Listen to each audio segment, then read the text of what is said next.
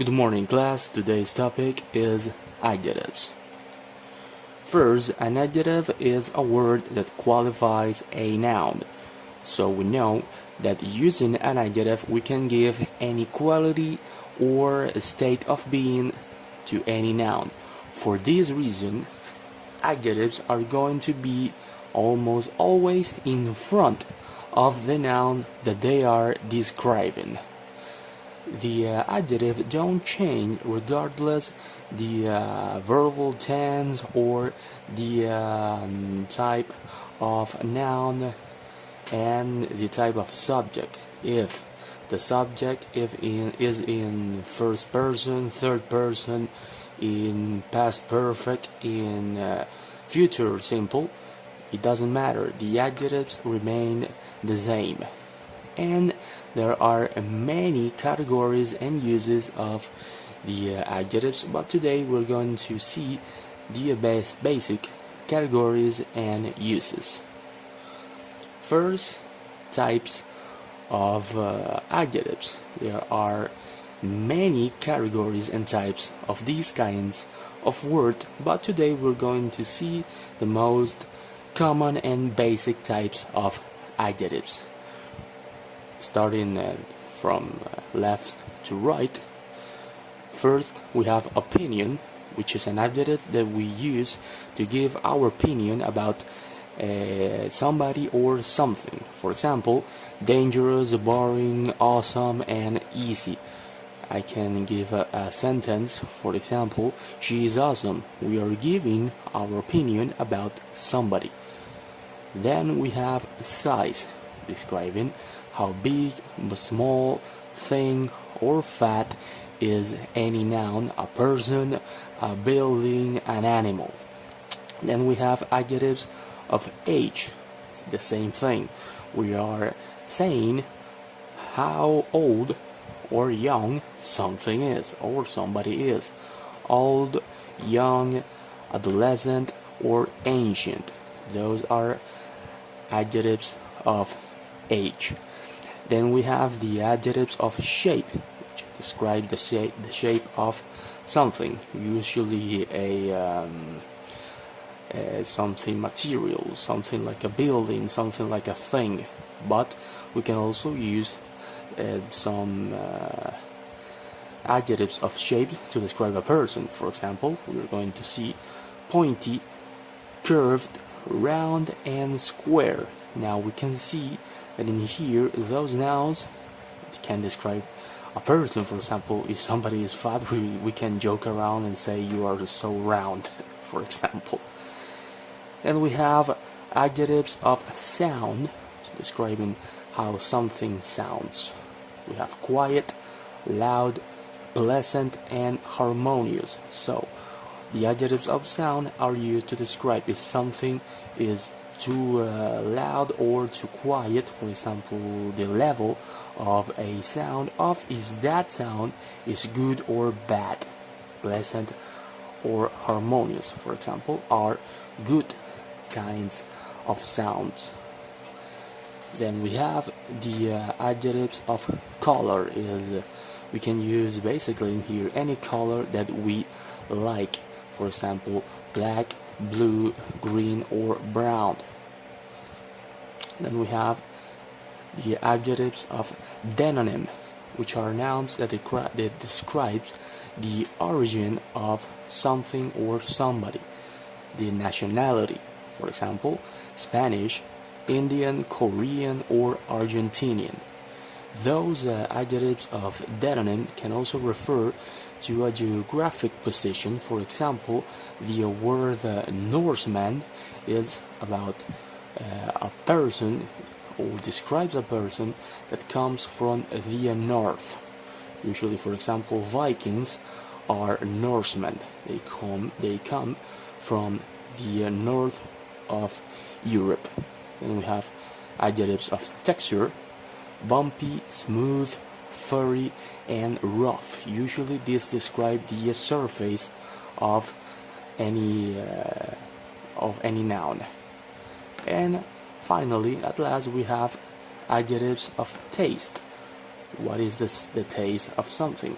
bitter, sweet, salty, or sour. One use that can have adjectives besides describing a noun is that sometimes they can be a complement of a verb. So sometimes we can find adjectives in front of a verb. There are some verbs that are always followed by adjectives. For example, be, feel, look, and sound. These are not the only verbs that are followed by adjectives, but some examples. For example, she is great.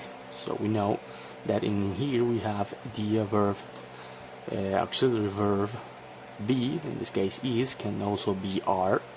Great. I feel terrible. You look good. That sounds awful. Those are some verbs that can be followed by adjectives. Then we have some verbs that are impossible to be in front. There are some adjectives, that are impossible to be in front of a noun.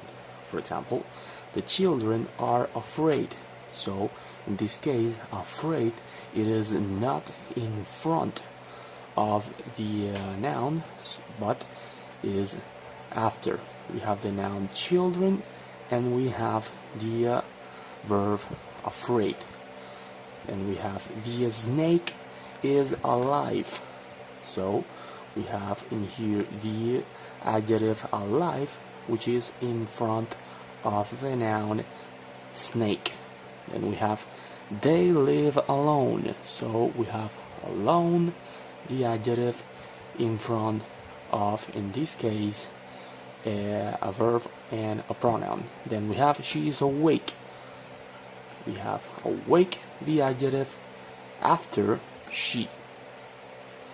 Usually those verbs that are impossible to be in front, that we can see in here, are going to start with the letter A.